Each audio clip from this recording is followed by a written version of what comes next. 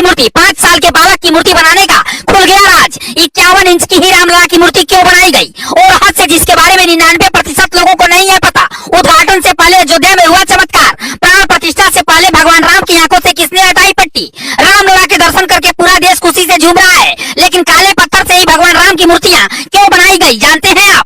अब इस भगवान राम के 5 साल के बालक की मूर्ति को देखिए, जिसमें रामलला मुस्कुराते हुए दिख रहे हैं। पैर से लेकर चेहरे तक पूरी मूर्ति काले रंग की है। आपके मन में भी ये सवाल होगा कि आखिर मूर्ति बनाने वाले अरुण योगीराज ने काले रंग के पत्थर को ही क्यों चुना और इसके पीछे का रहस्य क्या है? आमतौर पर हम किसी भी काली वस्तु को शुभ नहीं मानते हैं, ऐसे में भगवान की मूर्ति काले रंग की क्यों बनाई गई? वजह जानकर आप भी हैरान रह जाएंगे। बात सिर्फ काले रंग की नहीं है, 51 इंच की मूर्ति बनाने की वजह भी 99% लोगों को नहीं पता है। भगवान राम की ये मूर्ति कर्नाटक के मूर्तिकार अरुण योगीराज ने बनाई है। इसकी खास बात यह है कि इसे एक ही पत्थर से बनाया गया है, यानी कि पत्थर में कोई भी दूसरा पत्थर नहीं जोड़ा गया है। इस मूर्ति का वजन करीब 200 किलोग्राम है। मूर्ति की ऊंचाई 4.24 फीट और चौड़ाई 3 फीट है। इस मूर्ति में भगवान श्री राम को 5 साल के बाल स्वरूप में दर्शाया गया है। रामलला की सुंदर मूर्ति में भगवान विष्णु के 10 अवतार देखने को मिल रहे हैं। ये 10 अवतार हैं मत्स्य, कूर्म, वराह, नरसिंह, वामन, परशुराम, राम, कृष्ण, बुद्ध और कल्कि। मूर्ति को अगर आप ध्यान से देखेंगे तो इसमें आपको भगवान विष्णु के सभी अवतार नजर आएंगे। ऐसा इसलिए है क्योंकि भगवान राम भी विष्णु के ही अवतार थे।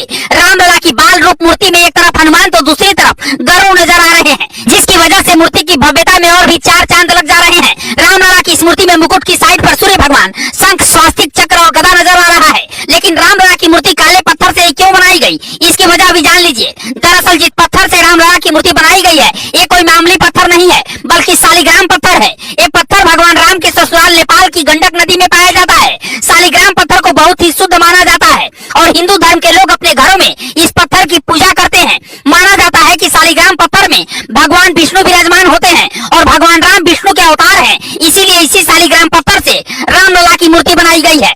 जिस शालिग्राम पत्थर से रामलला की मूर्ति बनाई गई है, ये जलरोधी होता है, मतलब इसमें पानी का असर नहीं होता है, बल्कि इसकी चमक पानी से और भी ज्यादा बढ़ जाती है। अगर राम मंदिर में पहुंचने वाले भक्त रामलला के ऊपर चंदन रोड़ी लगाएंगे तो इसमें रामलला की मूर्ति की चमक पर कोई असर नहीं होगा। रामलला की 51 इंच लंबी मूर्ति दक्षिण भारतीय शैली की है। मूर्ति की लंबाई 51 इंच इस बात को ध्यान में रखते हुए किया गया है ताकि रामलला के 5 साल के बालक स्वरूप को दूर से आसानी से देखा जा सके। राम मंदिर के गर्भगृह में जब रामलला की मूर्ति लगाई गई, उस दौरान उनकी आंखों में पट्टी बंधी हुई थी। ये पट्टी 22 जनवरी को प्राण प्रतिष्ठा के बाद हटाई जानी थी, लेकिन अचानक सोशल मीडिया पर रामलला की मूर्ति प्रकट हो गई। मतलब प्राण प्रतिष्ठा से पहले ही रामलला के दर्शन हो गए। लेकिन ऐसे कैसे हुआ, इसके बारे में भी चलिए अब आपको बताते हैं। इस तस्वीर को देखिए जो इस वक्त राम मंदिर के गर्भगृह में रखी हुई है। इस मूर्ति में रामलला की आंखों में पट्टी बनी हुई है। ऐसा इसलिए किया गया है कि 22 जनवरी को जब प्राण प्रतिष्ठा होगी, उसके बाद ही आंखों से पट्टी हटाई जाएगी। लेकिन जिस वर्कशॉप में रामलला की मूर्ति बनाई गई,